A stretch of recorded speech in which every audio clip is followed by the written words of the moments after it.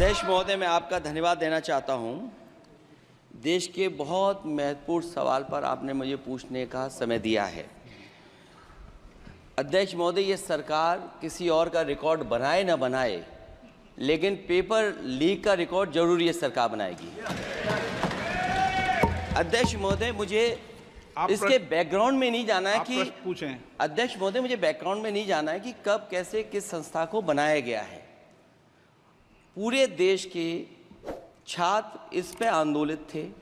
लगातार अखबार और सीबीआई की जांच के बाद चीज़ें सामने आ रही हैं, लोग पकड़े जा रहे हैं, जेल भेजे जा रहे हैं। मैं अध्यक्ष महोदय आपके माध्यम से पूछना चाहता हूं मंत्री जी से, क्या सेंटर वाइज जिन बच्चों को सबसे ज़्यादा नंबर मिले हैं, क्या उसकी सूची जारी करेंगे? 30,000 सीटें जहाँ हैं, कई सेंटर अध्यक्ष महोदय ऐसे हैं जहाँ 2,000, 2,500 बच्चे पास हो गए हैं। सरकारी सीटें 30,000 हैं, कई सेंटर में 2,000 से ज़्यादा पास हो गए। कई प्रदेश के ऐसी जगह है जहाँ पर कुछ सेंटर से 600 से 650 से ज़्यादा सबसे ज़्यादा नंबर हैं। और अगर वो संस्था इतनी क्रेडिबल थी तो अध्यक्ष महोदय, जिन सेंटर्स पे ये परीक्षा हुई उन सेंटर्स का इंफ्रास्ट्रक्चर क्या था? क्या मंत्री जी ने जानकारी की थी इस बात की? अध्यक्ष महोदय, मेरे आपके माध्यम से एक ही निवेदन है कि बिना ये मंत्री जी रहेंगे तो न्याय नहीं मिलेगा बच्चों को। अध्यक्ष महोदय, आदरणीय अखिलेश जी की प्रश्न का मैं विनम्रता से उत्तर देना चाहूँगा कि अभी अभी सुप्रीम कोर्ट में जो चल रहा है केस, सुप्रीम कोर्ट ने ऑर्डर दिया पूरा विद्यार्थियों की सूची को वेबसाइट में उपलब्ध करा दो। सर, पिछले 3 दिन से देश भर की सारे विद्यार्थियों की लिस्ट पब्लिक डोमेन में उपलब्ध है। ये सारा चीज़ खुले पे है और कई प्रकार की तर्क आ चुका है। सर, मैं एक अभी उसमें केरल के विद्यार्थी भी अच्छे किए हैं, क्या हम ये कहेंगे भी वहाँ भी कुछ गड़बड़ी हुई थी? ऐसे आरोप करना, मैं देश की ग्रामीण इलाका, देश की एसटी इस बार सबसे अच्छा परफॉर्मेंस करने वाले देश की एसटी एससी ग्रामीण बैकग्राउंड आर्थिक पिछड़े लोगों की है। क्या हम उनकी मेधा को हम चुनौती देते हैं? और बाकी रहा क्वेश्चन पेपर लीक की, सर मैं शुरू से मेरा एक स्टैंड रहा, राजनीति नहीं करना, लेकिन अखिलेश जी जब वहाँ दायित्व में थे उस सूबे की, सर सारे सूची है कितने बार उत्तर प्रदेश में क्वेश्चन पेपर लीक हुए हैं। माननीय एक मिनट प्लीज, एक मिनट। राहुल गांधी जी, आप प्रश्न पूछना चाहते हैं? Speaker sir, it's obvious to the whole country. It's obvious to the whole country that there is a very serious problem in our examination system. This is not just a question of NEET, it is in all the major examinations. Now, the minister has blamed everybody except himself, right? I don't even think he understands the fundamentals of what is going on here. आप प्रश्न क्या है आपका?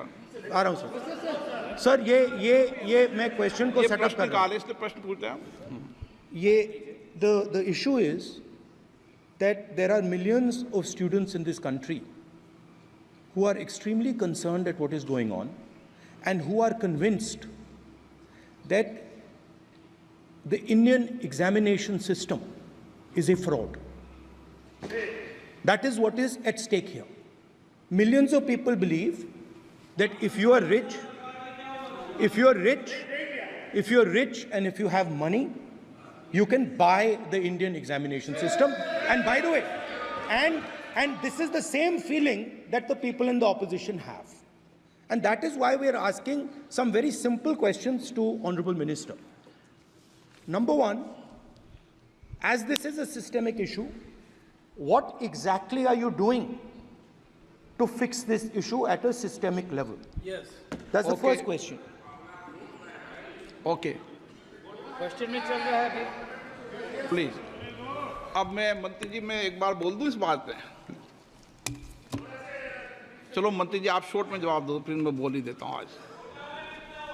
आप short में जवाब देना please. अध्यक्ष महोदय, मेरे जो शिक्षा है, मेरे जो संस्कार है, मेरे जो सामाजिक जीवन है, मेरे को मेरे राज्य की, मेरे सूबे की जनता की स्वीकृति मिली है। मैं किसी की, मेरे बौद्धिक और मेरे संस्कार की सर्टिफिकेट मेरे को सारी सदन में किसी से नहीं चाहिए।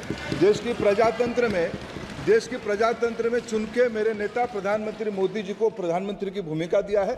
मैं उनकी निर्णय से यहाँ उत्तर दे रहा हूँ सदन को। बाकी ये कहना चिल्लाने से सच झूठ नहीं हो जाएगा साहब। ये जो कहा गया देश की अभी की एग्जामिनेशन सिस्टम रबिश है सर, इससे दुर्भाग्यजनक बयान देश की नेता प्रतिपक्ष का कुछ नहीं हो सकता है सर। मैं कठोर शब्द से उसको निंदा करता हूँ। बाकी रहा, मैं सर आपके सामने, आपके माध्यम से देश के सामने सर एक तथ्य रखता हूँ सर। जिन्होंने रिमोट से सरकारें चलाई है, 2010 में 3 बिल आया था सर शिक्षा सुधार के लिए। उन्हीं की पार्टी के नेता आदरणीय कपिल सिब्बल साहब 3 बिल लाए थे। उसमें से एक बिल था एजुकेशन, उसमें एक बिल था prohibition of unfair practice bill 2010, जिसकी उद्देश्य एजुकेशन इंस्टीट्यूशन में माल प्रैक्टिस को बंद करना। सर मेरे सरकार की हिम्मत है, अभी हमने पब्लिक एग्जामिनेशन की रेगुलरिटीज में बिल लाए, कानून बनाए।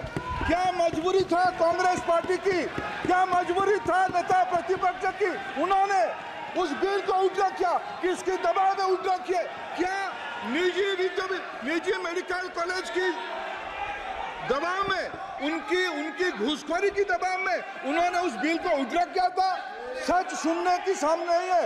ये मैं किसी की विद्वता पे प्रश्न नहीं उठाता हूं, लेकिन सच 2010 में शिक्षा सुधार की बिल उन्हीं की सरकार ने लाया था, दबाव में उन्होंने उल्टा किया। ये हमको प्रश्न पूछते हैं। अध्यक्ष महोदय, मैं आपका धन्यवाद देना चाहता हूं।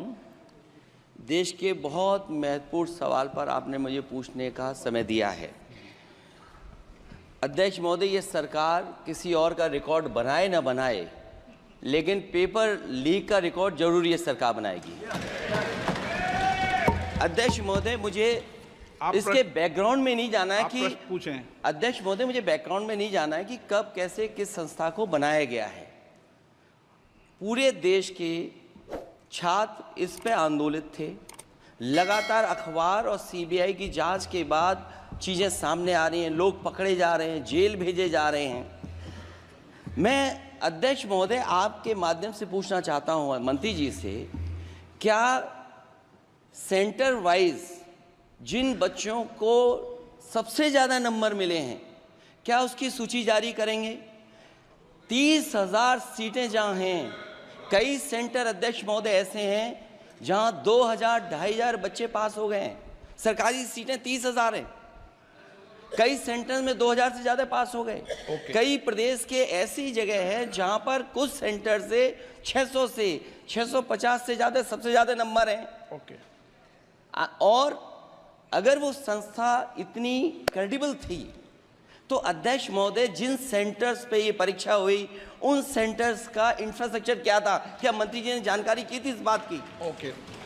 अध्यक्ष महोदय, मेरे आपके माध्यम से एक ही निवेदन है कि बिना ये मंत्री जी रहेंगे तो न्याय नहीं मिलेगा बच्चों को। अध्यक्ष महोदय, आदरणीय अखिलेश जी की प्रश्न का मैं विनम्रता से उत्तर देना चाहूँगा कि अभी सुप्रीम कोर्ट में जो चल रहा है केस, सुप्रीम कोर्ट ने ऑर्डर दिया पूरा विद्यार्थियों की सूची को वेबसाइट में उपलब्ध करा दो। सर पिछले 3 दिन से देश भर की सारे विद्यार्थियों की लिस्ट पब्लिक डोमेन में उपलब्ध है। ये सारा चीज़ खुले पे है और कई प्रकार की तर्क आ चुका है। सर मैं एक अभी उसमें केरल के विद्यार्थी भी अच्छे किए हैं, क्या हम ये कहेंगे भी वहाँ भी कुछ गड़बड़ी हुई थी? ऐसे आरोप करना, मैं देश की ग्रामीण इलाका, देश की एसटी एससी इस बार सबसे अच्छा परफॉर्मेंस करने वाले देश की एसटी एससी ग्रामीण बैकग्राउंड आर्थिक पिछड़े लोगों की है। क्या हम उनकी मेधा को हम चुनौती देते हैं? और बाकी रहा क्वेश्चन पेपर लीक की, सर मैं शुरू से मेरा एक स्टैंड रहा, राजनीति नहीं करना, लेकिन अखिलेश जी जब वहां दायित्व में थे उस सूबे की, सर सारे सूची है कितने बार उत्तर प्रदेश में क्वेश्चन पेपर लीक हुए हैं। माननीय एक मिनट प्लीज, एक मिनट। राहुल गांधी जी, आप प्रश्न पूछना चाहते हैं? Speaker sir, it's obvious to the whole country. It's obvious to the whole country that there is a very serious problem in our examination system. This is not just a question of NEET, it is in all the major examinations. Now, the minister has blamed everybody except himself. Right? I don't even think he understands the fundamentals of what is going on here. आप प्रश्न क्या है आपका? आ रहा हूं sir. Sir ये मैं question को ये सेटअप प्रश्न कर रहा हूं। काले इसलिए प्रश्न पूछते हैं आप? The issue is that there are millions of students in this country who are extremely concerned at what is going on and who are convinced that the Indian examination system is a fraud. That is what is at stake here. Millions of people believe that if you are rich and if you have money, you can buy the Indian examination system. And by the way, and this is the same feeling that the people in the opposition have. And that is why we are asking some very simple questions to Honorable Minister. Number one, as this is a systemic issue, what exactly are you doing to fix this issue at a systemic level? Yes. That's the Okay. first question. Okay, question में चल रहा है अभी। Please. अब मैं मंत्री जी, मैं एक बार बोल दूं इस बात पे? चलो मंत्री जी, आप शॉर्ट में जवाब दो, फिर मैं बोल ही देता हूं। आज आप शॉर्ट में जवाब देना प्लीज। अध्यक्ष महोदय, मेरे जो शिक्षा है, मेरे जो संस्कार है, मेरे जो सामाजिक जीवन है, मेरे को मेरे राज्य की, मेरे सूबे की जनता की स्वीकृति मिली है। मैं किसी की, मेरे बौद्धिक और मेरे संस्कार की सर्टिफिकेट मेरे को सारी सदन में किसी से नहीं चाहिए। देश की प्रजातंत्र में चुन के मेरे नेता प्रधानमंत्री मोदी जी को प्रधानमंत्री की भूमिका दिया है। मैं उनकी निर्णय से यहाँ उत्तर दे रहा हूँ सदन को। बाकी ये कहना चिल्लाने से सच झूठ नहीं हो जाएगा साहब। ये जो कहा गया देश की अभी की एग्जामिनेशन सिस्टम रबिश है सर, इससे दुर्भाग्यजनक बयान देश की नेता प्रतिपक्ष का कुछ नहीं हो सकता है सर। मैं कठोर शब्द से इसको निंदा करता हूं।